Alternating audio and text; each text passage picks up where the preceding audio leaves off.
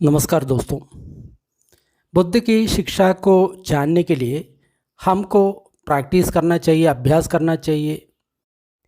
अभ्यास के बिना या प्रैक्टिस के बिना हमको भगवान बुद्ध ने क्या बताया है इसके बारे में जानकारी नहीं होगा।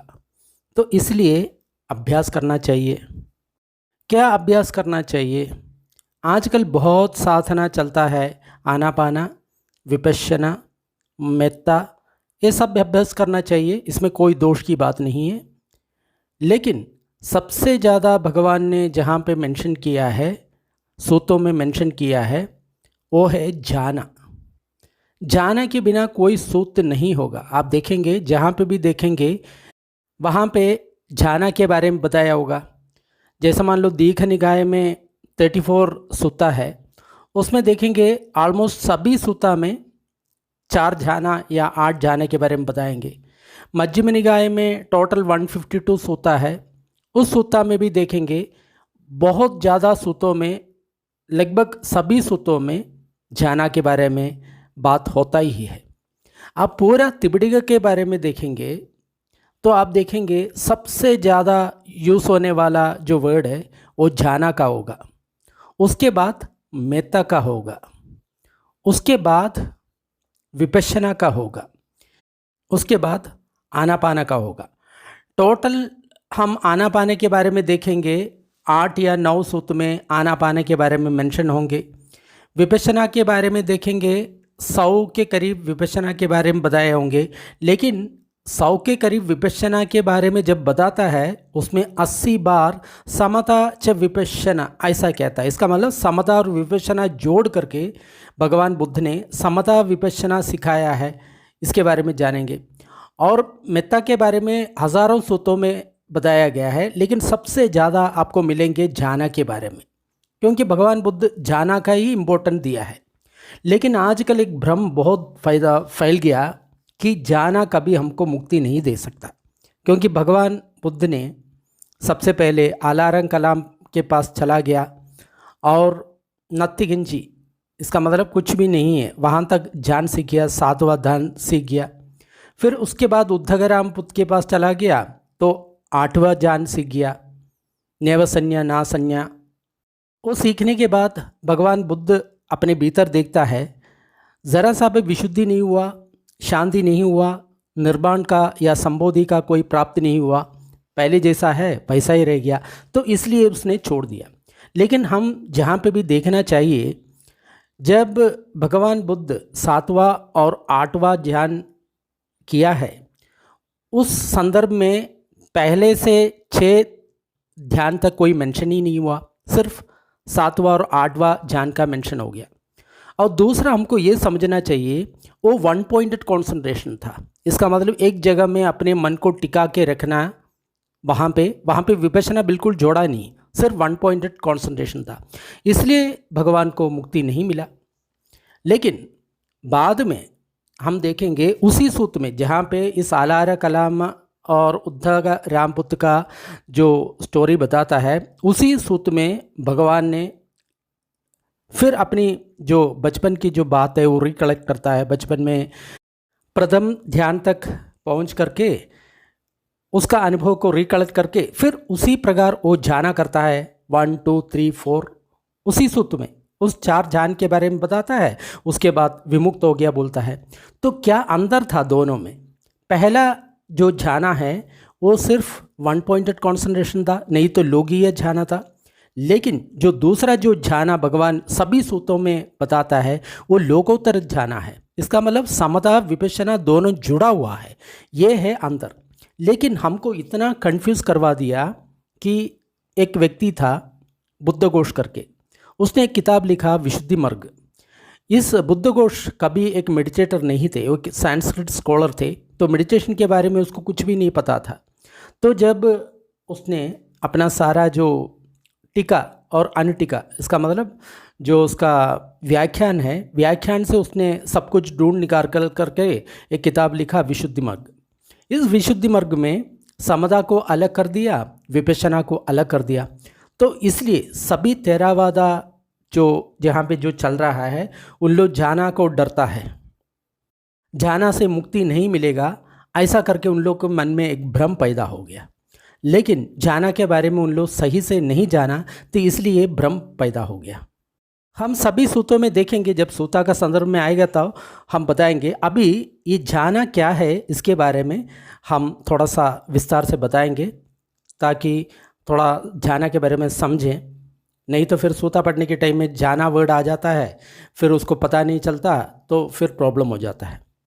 जाना का मतलब है हमारा जो समझने का एक लेवल होता है, उसी को जाना कहता है। जैसे पहला जाना में क्या समझ में आ गया, दूसरा जाना में, तीसरा जाना में, ऐसे 8 जान होता है।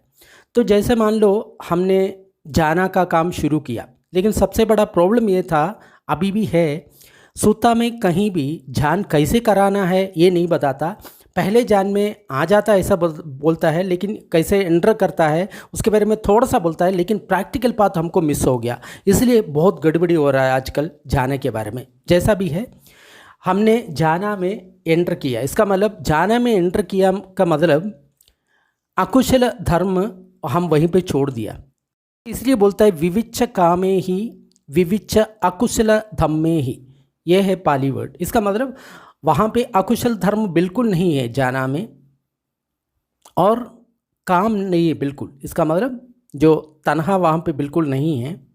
तो उसमें पहला ध्यान में हम आगे, तो पहला ध्यान में 5 ध्यानांग होता है। इसका मतलब जान का या ध्यान का 5 अंग होता है। जाना का मतलब पहले ध्यान बोलते थे, फिर पाली भाषा में उसको जाना कहते हैं। तो 5 ध्यानांग क्या है? एक तो वितर्क है, और दूसरा विचार है, पीदी सुख है, एकाग्रता है। तो वितर्क क्या है? यहाँ पे जो भी हमने ऑब्जेक्ट जो चुन लिया उसको वितर्क कहता है। जैसा मान लो आना पाना है तो सांस है, मैत्री है तो मैत्री में जो वर्बलाइजेशन बोलता है उसी को वितर्क कहता है, और उसी में जो मन विचरण कर रहा है उसको विचरण कहता है, विचार कहता है। पहले ज्ञान जब पूर्ति होगा तो वितर्क होगा, विचार होगा, पीदी होगा। पीदी का मतलब मन में जो आनंद चल रहा है उसको पीदी कहता है, और सुख, शरीर में जो सुख है वो भी अनुभव होगा, और एकाग्रता। एकाग्रता का मतलब यहाँ पे है अपना मन एक पॉइंट के लिए वो जा रहा है। इसका मतलब नॉट वन पॉइंटेड कॉन्सेंट्रेशन, लेकिन उस प्रकार जा रहा है, तो उसी का जो वर्ड है एकाग्रता। ध्यान में एंटर करने के लिए 5 निवरण का पूरा खत्म होना चाहिए। ये निवरण क्या है? अपने ध्यान में जो बाधा पैदा करता है उसको निवरण कहता है, आवरण कहता है, अपनी शत्रु कहता है। ये 5 निवरण का नाम क्या है? एक तो कामच्छंद, जैसा मान लो ध्यान करने के लिए बैठते हैं तो तुरंत कामच्छंद, कोई राग मुझे चाहिए चाहिए ऐसा विचार आता है, उसको कामच्छंद कहता है। फिर व्याबाद, नहीं तो कोई द्वेष चिंता आएगा, उसको व्याबाद कहता है। नहीं तो उद्देश्य कुकुच, इसका मतलब हम कहीं भी बैठ नहीं पाते हैं, बहुत बेचैनी है, तो उसको उद्देश्य कुकुच बोलता है। नहीं तो थीन मिथ, शरीर और मन में दोनों में आलस्य आ जाएगा। जैसा मान लो जैसे बैठेगा तो जैसे मान लो तुरंत हम सो जाएंगे, ऐसा करके वो आ जाता है।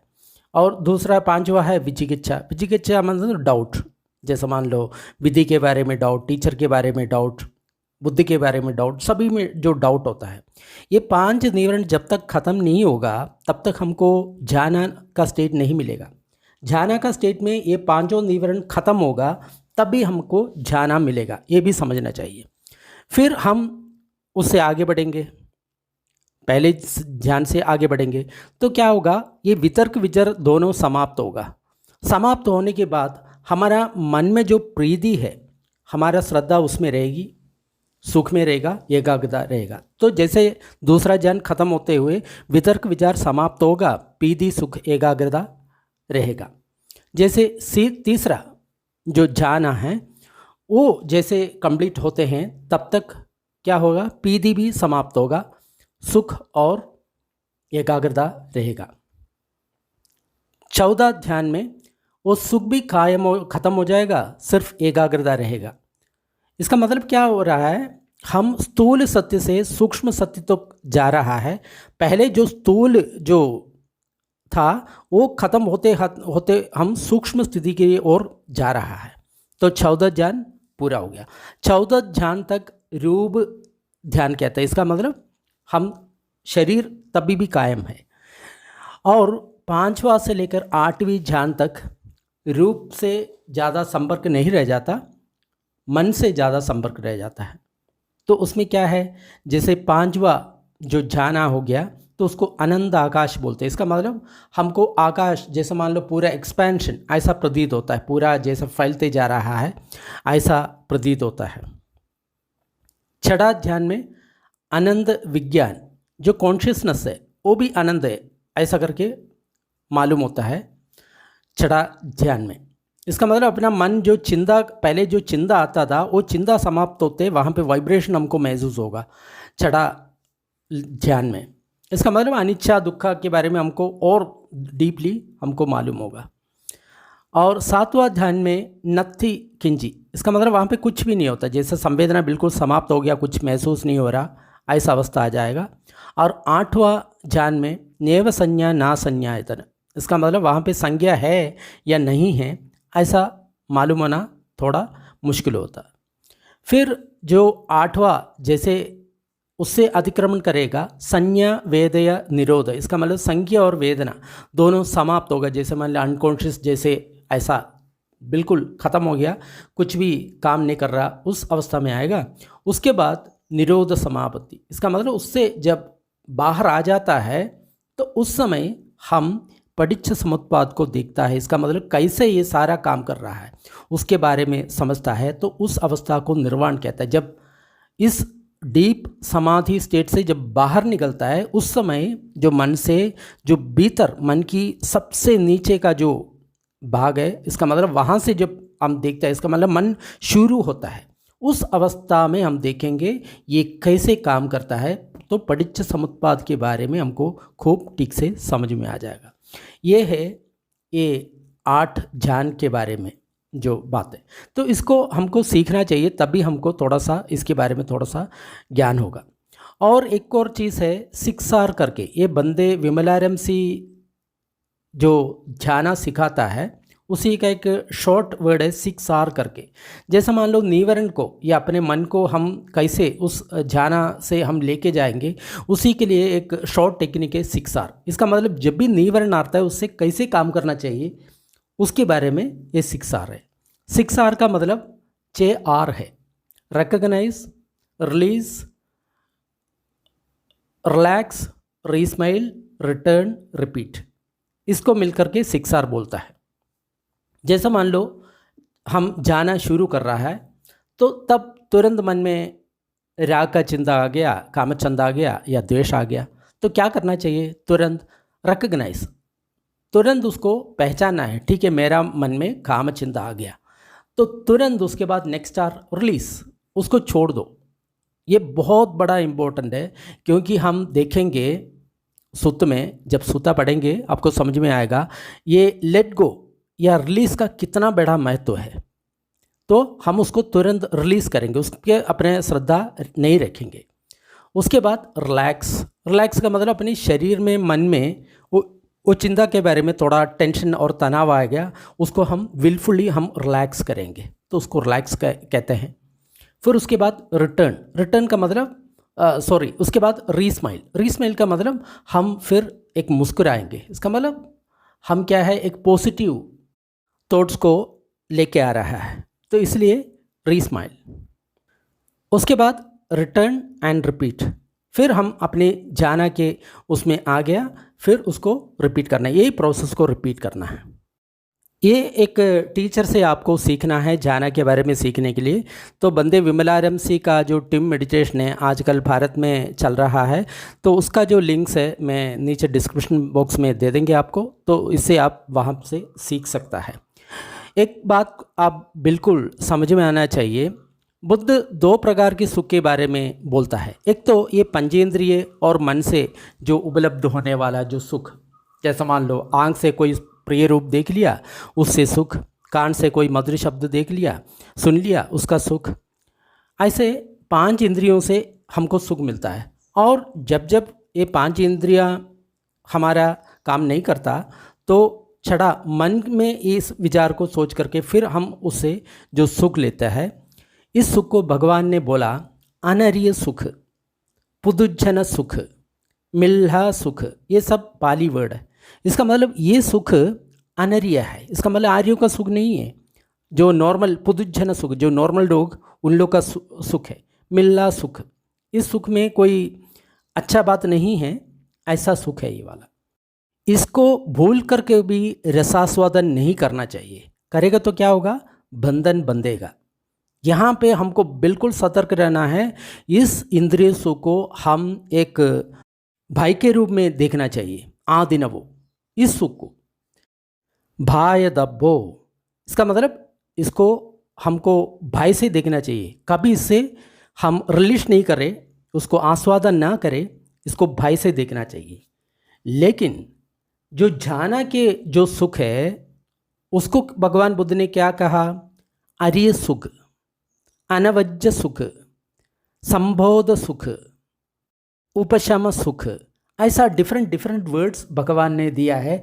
और लास्ट में बोला है ना भाय दब्बो, इसका मतलब इससे आप भय नहीं करें। क्यों भय नहीं करें, क्योंकि जब आप झाना में एंटर करता है तो वहाँ पे अकुशल धर्म बिल्कुल नहीं है, और पांचों इंद्रियों से संबंधित सुख भी नहीं है वहाँ पे, तभी तो हम झाना में एंटर कर सकता है। और जो नॉर्मल माइंड है हमारा, जो मन का जो स्वाभाविक सिद्धि है, उसको भगवान ने पब्भासर चित्तम ऐसा कहा गया है। इसका मतलब वो स्वयं प्रकाशमान है, इसका मतलब प्रकाश का बात नहीं है, लेकिन स्वयं उज्ज्वल है वो, उसमें तो कोई प्रॉब्लम नहीं रहता।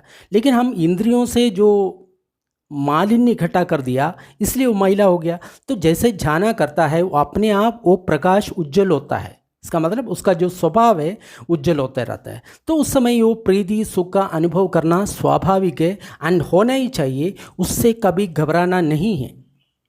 लेकिन आजकल जो ध्यान में थोड़ा आगे बढ़ गया, ऐसा प्रीति प्रमोद का अनुभव होने लगा तो लोग डरता है, अरे ये क्या हो गया, ये सुख है, इसको कभी हम इसको तुरंत त्यागना चाहिए, ऐसा करके उसके प्रति द्वेष पैदा करता है। ये बिल्कुल गलत है, क्योंकि हम सूतों में भी देखेंगे इसको, इस सुख को, जाना में जो सुख आता है उसको भगवान ने आर्य सुख बोलता है।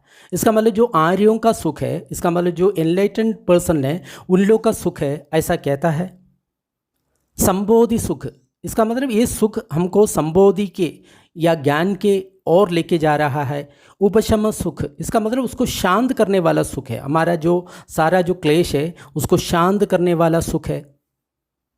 अनवज्य सुख, इसका मतलब इसमें कोई ब्लेम नहीं है, हम इसमें ब्लेम नहीं कर सकते ये खराब है करके, इसलिए इसको अनवज्य सुख ऐसा कहता है। और भी अनेक पर्यायों से भगवान ने इस सुख को प्रशंसा किया है।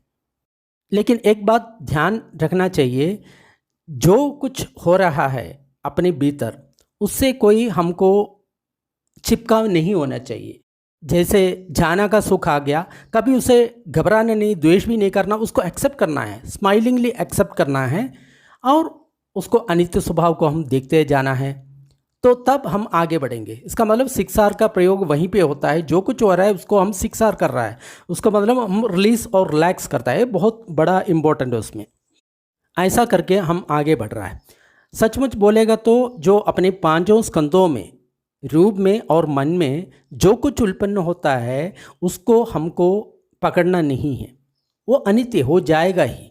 तो ऐसा करके हम जाएंगे तो हम आगे बढ़ते ही जाएंगे, कहीं रुकने की कोई प्रॉब्लम नहीं होगा। अब तक मैंने बताया, बहुत लोगों को संशय होगा ये क्या सही है कि नहीं है। हम सूता पढ़ेंगे तब बिल्कुल समझ में आएगा, मैं अपना वर्ड यूज़ नहीं कर रहा हूँ। भगवान ने जो वर्ड बताया है, जैसे उपदेश किया है, उसी के संक्षेप में हम उसको एक्सप्लेन करेंगे, तब बात बिल्कुल समझ में आ जाएगा। मेरे नॉलेज में सबसे सिंपल जो झाना सिखाता है वो बंदे विमलाराम सी है, तो उस वेबसाइट का जो लिंक है मैं नीचे दे रहा हूँ। वीडियो पसंद आएगा तो ज़रूर इसे अपने मित्रों के साथ शेयर करें।